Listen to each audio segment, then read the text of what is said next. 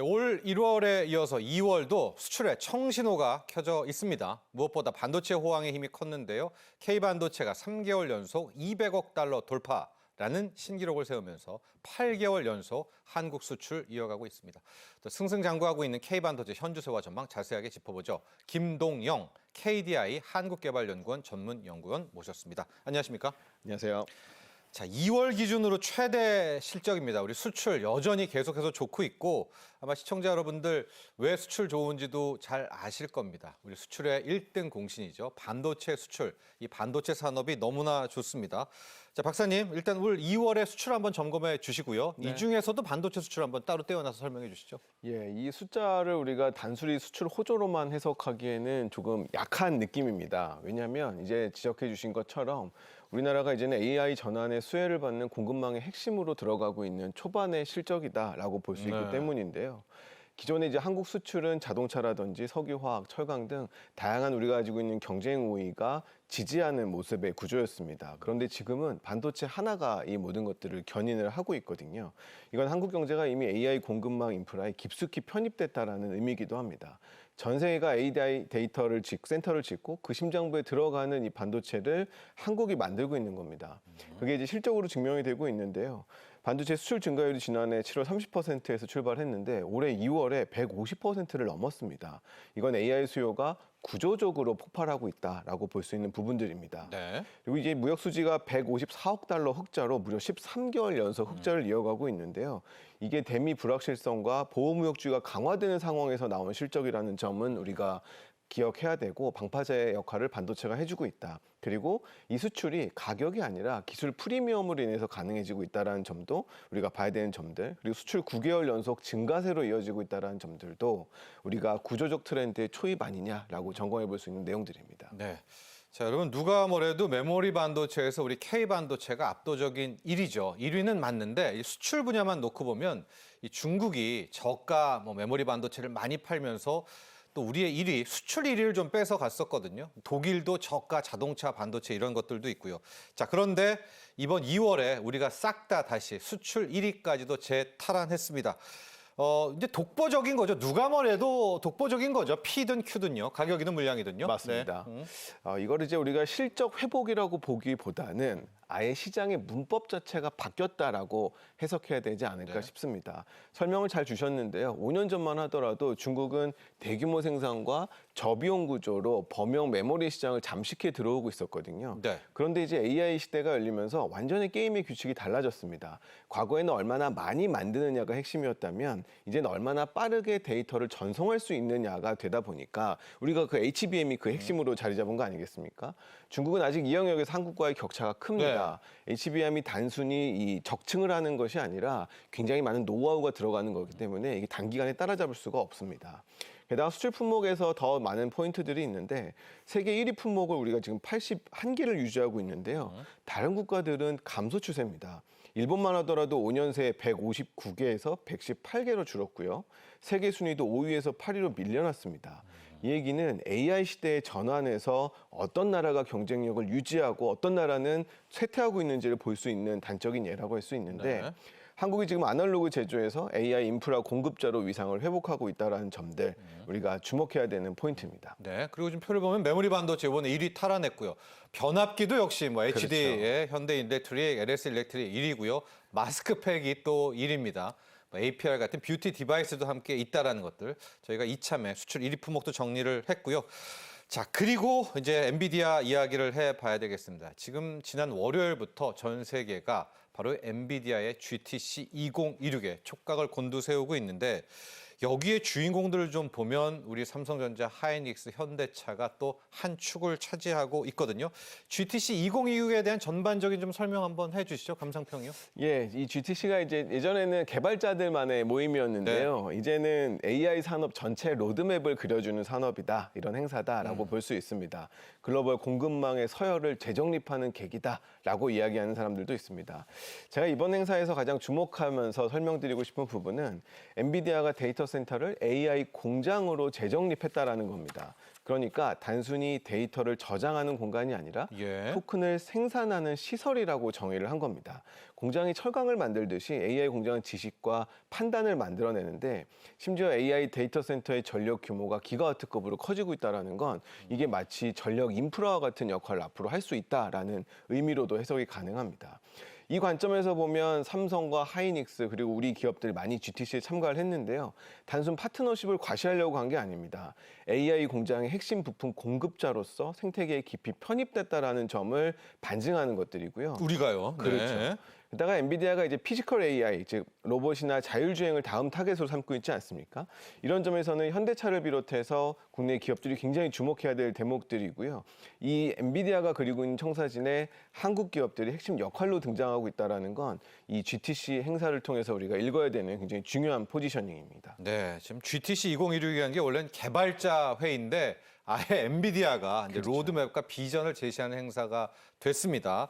여기에서는 피지컬 AI, 또 차세대 반도체 플랫폼, 자율주행 이야기들이 많이 나왔는데 특히 이 영상, 이 자료 한번 보고 가야 될 것 같습니다. 왜냐하면 지금 베라 루빈이 나오면서 이제 칩에는 CPU와 GPU가 함께 들어가고요. 기억 추론 장치라고 하죠. LPU 칩까지 들어가게 되는데 바로 이 LPU 칩 그록 3를 바로 이 삼성전자 파운드리가 이 양산하고 있다라고 합니다.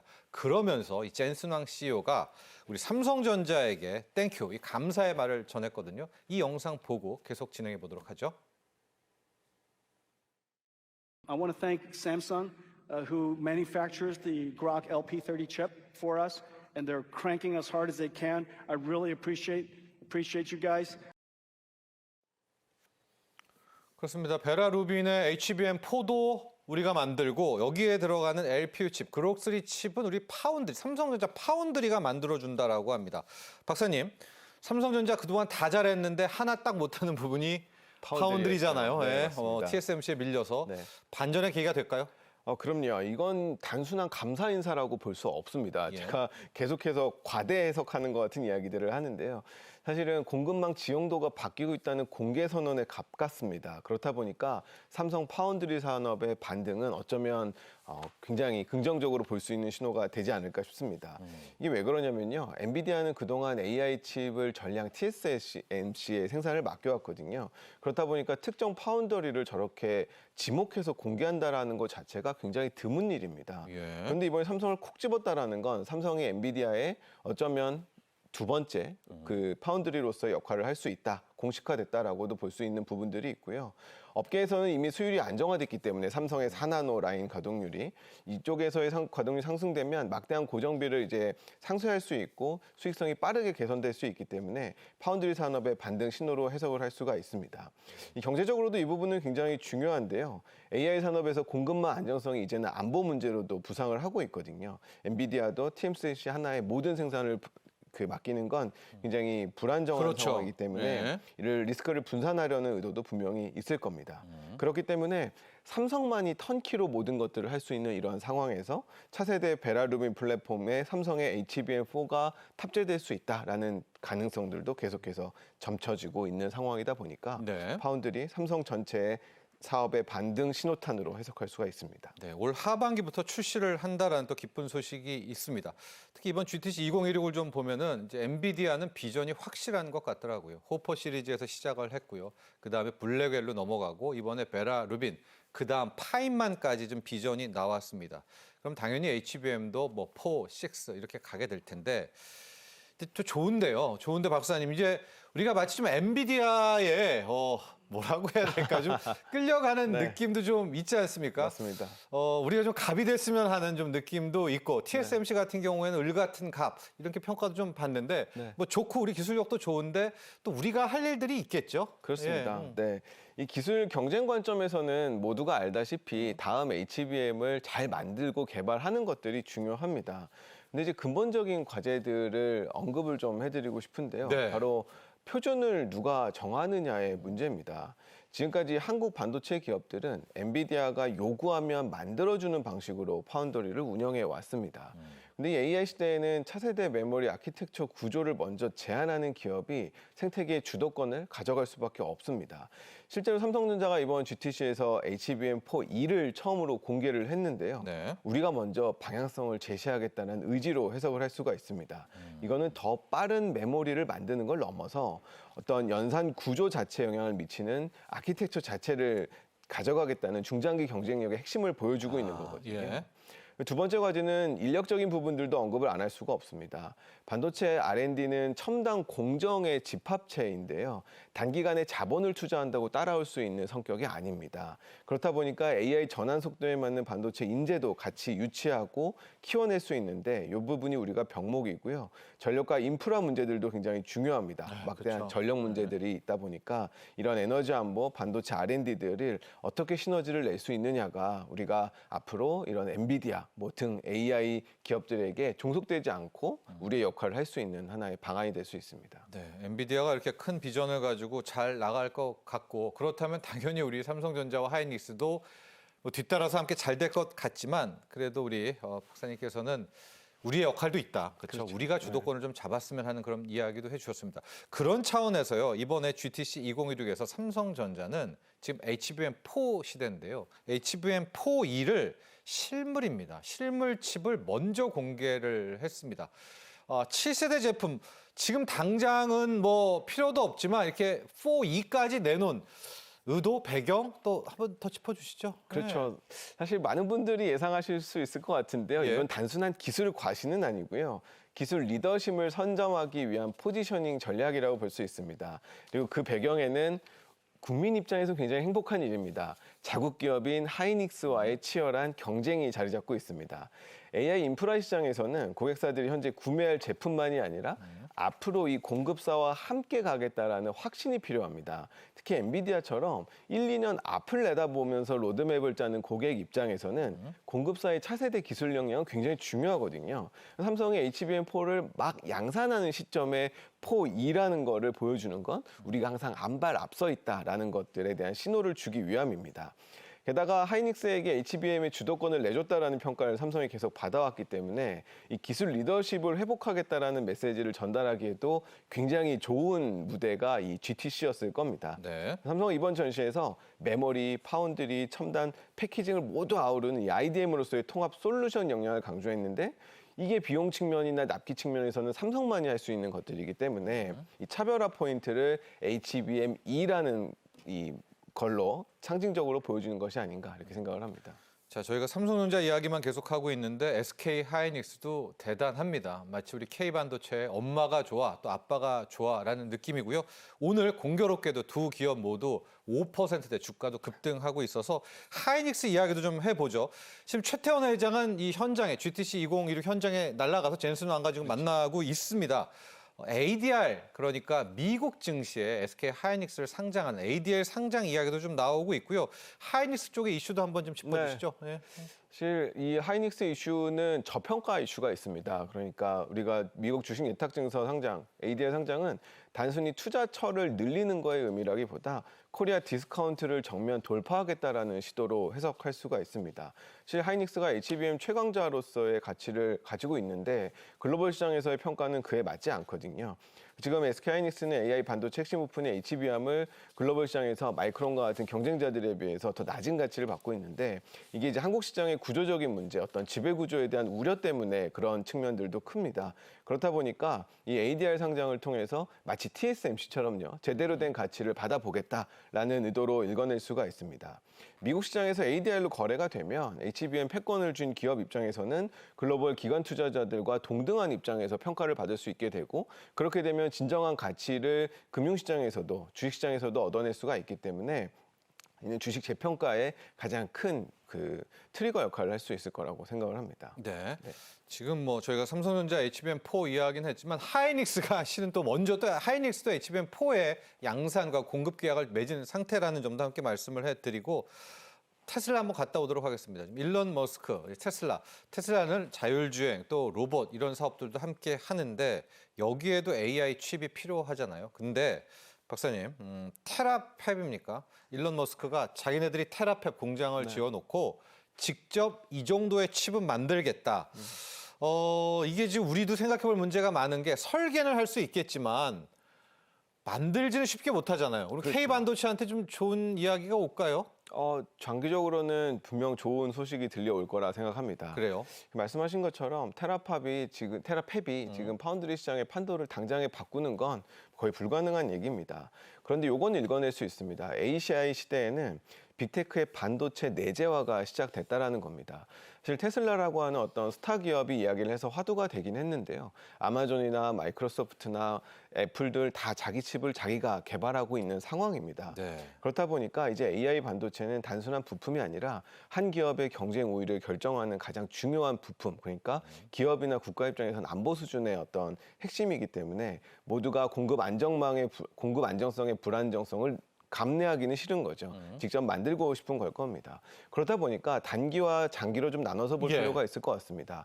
단기적으로는 분명 삼성전자와 같은 IDM 기업들에겐 굉장히 큰 혜택으로 올 거고요. 이미 테슬라의 많은 칩들을 수주받아서 삼성이 진행을 하고 있지 않습니까? 5, 6 만들고 있죠. 그렇죠. 예. 장기적으로는 대체되는 게 아니냐라는 관측들도 있는데 오히려 장기적으로 그들의 반도체를 만들 때 삼성의 노하우, 그러니까 얼마나 화학적으로 물리적으로 결합을 잘 해서 삼성이 자신들의 시장을 넓힐 수 있느냐의 문제로 확산될 거기 때문에 중기적으로나 단기적으로나 장기적으로 우리나라 기업 입장에서는 굉장히 호재라고 할 수 있는 그런 상황입니다. 네.